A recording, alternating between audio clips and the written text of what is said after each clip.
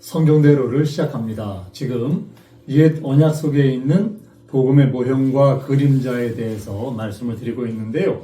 오늘은 아브라함에 관련된 복음의 모형과 그림자를 말씀을 드리도록 하겠습니다. 오늘의 제목은 너의 본토 친척 아비집을 떠나라, 이 말씀으로 오늘 말씀을 드리겠습니다.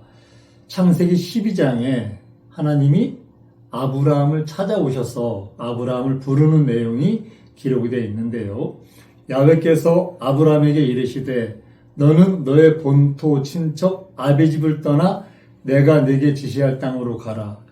내가 너로 큰 민족을 이루고 네게 복을 주어 네 이름을 창대케 하리니 너는 복의 근원이 될지라.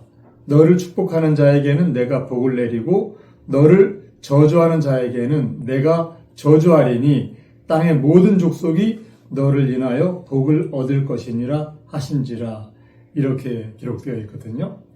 하나님께서 아브라함을 부르셨고 아브라함은 그 부르심에 순종해서 믿음의 조상이 되는데, 아브라함이 하나님의 부르심에 순종하여 가나안 땅으로 가는 모습은 실제 이 시대에 하나님을 섬기는 새언약 시대 모든 성도들에게도 하나님 나라를 가기 위해 똑같이 적용이 되는 실질적인 내용입니다. 아브라함의 자손이라면 아브라함과 같이 본토 친척 아비집을 떠나야만 하나님의 나라에 들어갈 수 있는 것이, 이게 우리가 지금 하나님을 섬기는 이 시대의 현실적인 부분입니다. 아브라함이 본토와 친척 아비집을 떠나서 가나안 땅으로 가는 과정, 이것이 바로 새언약 성도들이 하나님 나라 가는 과정에 반드시 거쳐야 되는 모형과 그림자인 것입니다. 새언약 시대의 성도들은 아브라함이 보여준 모형과 그림자의 실체를 이루는 그런 삶을 살아야 바로 아브라함의 자손이 될 수가 있습니다. 아브라함을 찾아오신 하나님은 아브라함에게 본토 친척 아비집을 떠나서 내가 지시할 땅으로 가라고 말씀하셨고, 아브라함이 갈대아 우르에 살던 시기는 니므롯이 왕으로 세상을 다스리던 시대로 수많은 사람들이 우상 숭배에 빠져 있었습니다. 아브라함도 우상을 섬기는 가정에서 출생을 하였습니다. 여호수아 24장 2절에 보면 여호수아가 모든 백성에게 이르되 이스라엘 하나님 야훼의 말씀에 옛적에 너희 조상 곧 아브라함의 아비 나홀의 아비 데라가 강 저편에 거하여 다른 신을 섬겼으나, 이렇게 기록하고 있습니다. 하나님은 아브라함에게 이제 본토와 친척과 아비집을 나와서 내가 지시하는 땅으로 가라 말씀하셨는데, 지금부터 그 의미를 살펴보도록 하겠습니다. 첫째, 창세기에서 본토에서 나오라는 말씀은 세상에서 나오라는 말씀입니다. 아브라함이 살던 갈대아 우르는 우상 숭배가 만연한 곳이었습니다. 아브라함은 부모가 우상을 섬기지만 자신은 하나님을 신실하게 섬겼습니다. 외경인 야살의 책에 보면은요, 데라와 아브라함에 대한 기록이 있는데, 데라는 우상을 만드는 것이 직업이라고 기록이 되어 있습니다.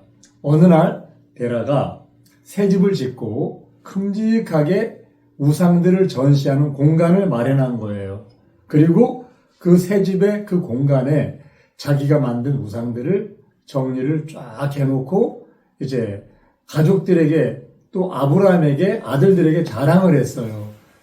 자, 이제 우리가 새 집을 짓고 이렇게 내가 만든 많은 우상들이, 이렇게 신상들이 있는데 와서 한번 봐라. 멋있지 않냐? 보기 좋지 않냐? 이렇게 자랑을 했습니다. 아브라함은 그것을 보면서 마음이 굉장히 상했던 것 같아요. 그런데 어느 날 아침에 눈을 떠보니까 그 새로 진 그 집에 전시해놓은 그 신상들이 전부 다 부수어져 있는 거예요. 팔이 떨어지고 목이 떨어지고 몸이 파손되고 다 부서져 있는 거예요. 그리고 맨 위쪽에 아주 큼직한 신상을 하나 올려놨는데 그 신상의 손에는 도끼가 들려 있는 거예요. 이제 데라가 이 모습을 보고 너무 놀래가지고 난리가 났죠. 온 가족 다 모아놓고 이거 누가 그랬냐. 나중에 범인을 색출하고 보니까 아브라함이 그런 거예요. 그런데 아브라함한테 너 이거 왜 그랬냐고 물으니까 나는 이 신상을 부순 적이 없다 이렇게 얘기를 하는 거예요. 그러면서 하는 말이 제가 보니까 저 큰 신상이 손에 도끼를 들고 무슨 일인지는 몰라도 작은 신상들하고 무슨 트러블이 있었는지 작은 신상들을 저 신상이 다 부시더라 이렇게 얘기를 했어요. 그러니까 이 데라가 하는 말이 야 이놈아 나무로 만들어서 아무 힘도 없고 움직이지도 못하고 생각도 못하는 이 신상이 어떻게 기분이 나빠서 자기보다 작은 신상들을 다 부실 수가 있냐.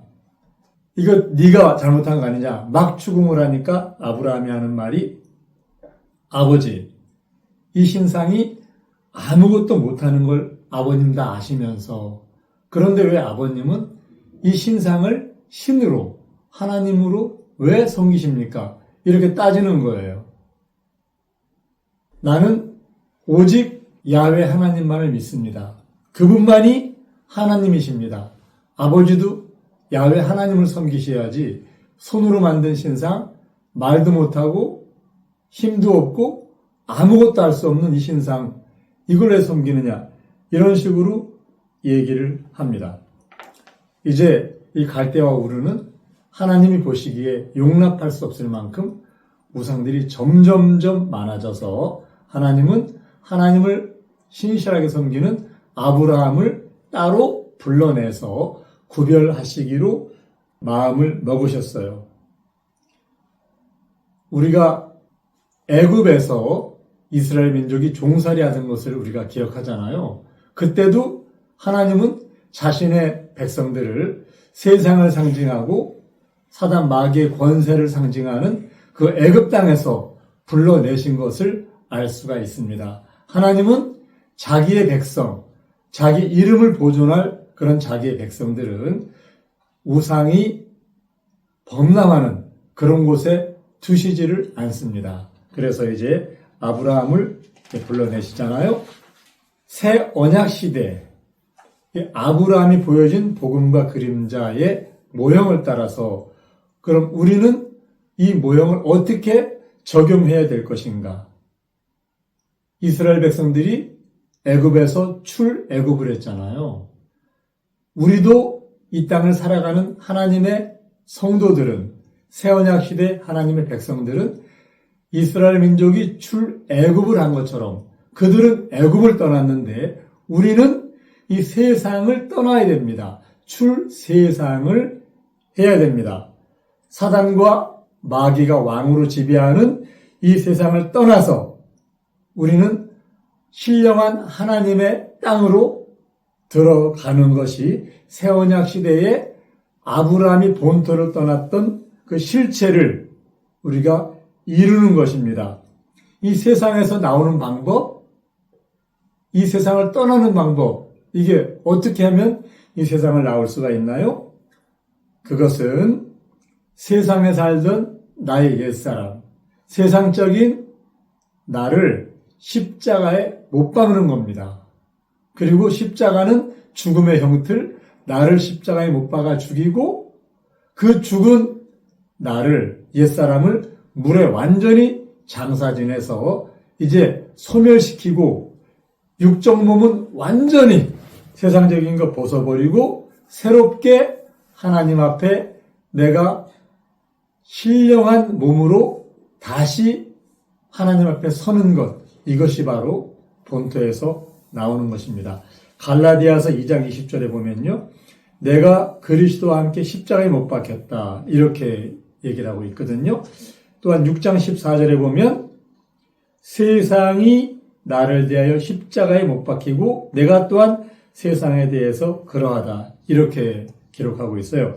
나를 십자가에 못 박아 죽이고 또한 내가 지금까지 살아오면서 행했던 세상적인 모든 것, 이것 다 십자가에 못 박아 죽이고 이제는 지금까지 해왔던 나의 옛사람의 행태를 다 벗어버리는 것.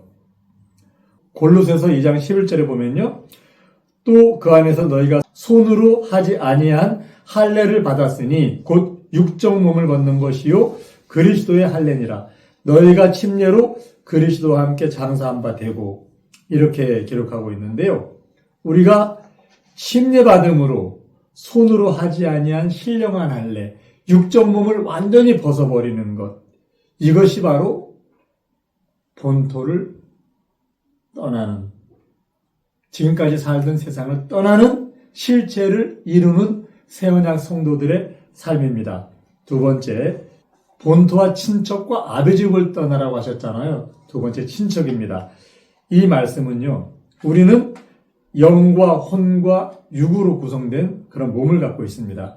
영을 속사람, 혼을 겉사람이라고 말하고 육은 속사람과 겉사람이 담겨있는 집이죠. 겉사람은 세상에 속해서 끊임없이 우리를 죄 아래로 끌고 가려 합니다.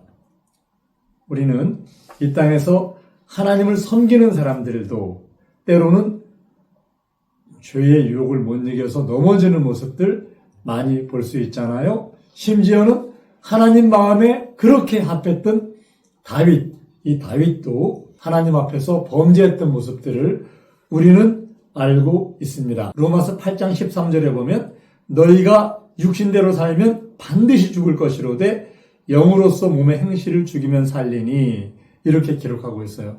우리는 지금까지 살아왔던 육체가 좋아하는 이 세상을 친척으로 삼고 살았던 육신의 삶, 이거를 반드시 떠나야 돼요. 성경은 육신대로 살면 죽는다가 아니라 반드시 죽는다. 이렇게 기록하고 있습니다. 왜 그런가 하면 8장 5절에 로마서 육신을 쫓는 자는 육신의 일을, 영을 쫓는 자는 영의 일을 생각하거든요.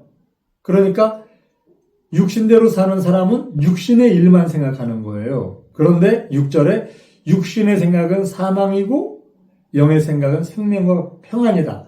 그리고 육신의 생각은 하나님과 원수가 된다. 육신에 있는 자들은 하나님을 기쁘시게 할 수 없다. 이렇게 기록하고 있습니다. 우리가 반드시 지금까지 살던 육신이 좋아하는 육신의 친척들을 떠나는 그러한 실체를 이루는 삶을 통해서 우리는 하나님을 만날 수가 있습니다. 세 번째, 아비집을 떠나라고 말씀하셨잖아요. 요한복음 8장 44절에 보면 너희는 너희 아비 마귀에게서 났다. 너희 아비의 욕심을 너희도 행하고자 한다. 이렇게 기록하고 있어요. 누구에게? 유대인들에게. 너희는 너희 아비 마귀에게서 났다. 유대인들이 아브라함이 우리 아버지다 이렇게 얘기하니까 아니야. 너희는 마귀에게서 났어. 이렇게 예수님께서 직접 그들을 책망하시거든요. 자, 이 시간 우리를 찾아오신 하나님, 그분이 우리에게 어떤 말씀을 하실런지 우리 한번 생각해 봐야 됩니다. 예수님이 이 땅에 오셨을 때 하나님을 신실하게 섬겼던 바리새인들, 유대인들, 그들은 마귀에게서 났다고 정죄하셨거든요. 로마서 8장 9절에 보면 만일 너희 속에 하나님의 영이 거하시면 너희가 육신에 있지 않고 영에 있다. 누구든지 그리스도의 영이 없으면 그리스도의 사람이 아니다. 우리가요, 아비집을 떠나는 것은 방법이 하나밖에 없습니다. 지금까지 우리가 욕심에 끌려 행했던 나의 옛사람을 십자가에 못 박아 죽이고 장사 지냈잖아요. 완벽하게 우리가 아비집을 떠나서 사단 마귀를 떠나서 하나님 나라, 신령한 나라로 들어가는 방법은 바로 나를 하나님의 나라로 만드는 방법밖에 없습니다. 바로 성령을 받아서 성령이 나를 집으로 성전 삼아 내 안에 계실 때 성령을 통해서 우리는 사단 마귀의 집을 떠날 수가 있습니다. 사단 마귀를 대적하는 방법은 내가 성령을 받아 하나님의 아들로 바로 설 때 나는 사단 마귀를 이길 수 있는 힘을 공급받을 수가 있습니다. 여러분 모두 본토와 친척과 아비집을 떠나는 실체를 이루셔서 하나님 나라에 넉넉히 들어가시는 믿음의 새 언약의 약속을 받은 분들이 되시기를 예수님의 이름으로 부탁을 드립니다. 감사합니다. 성경대로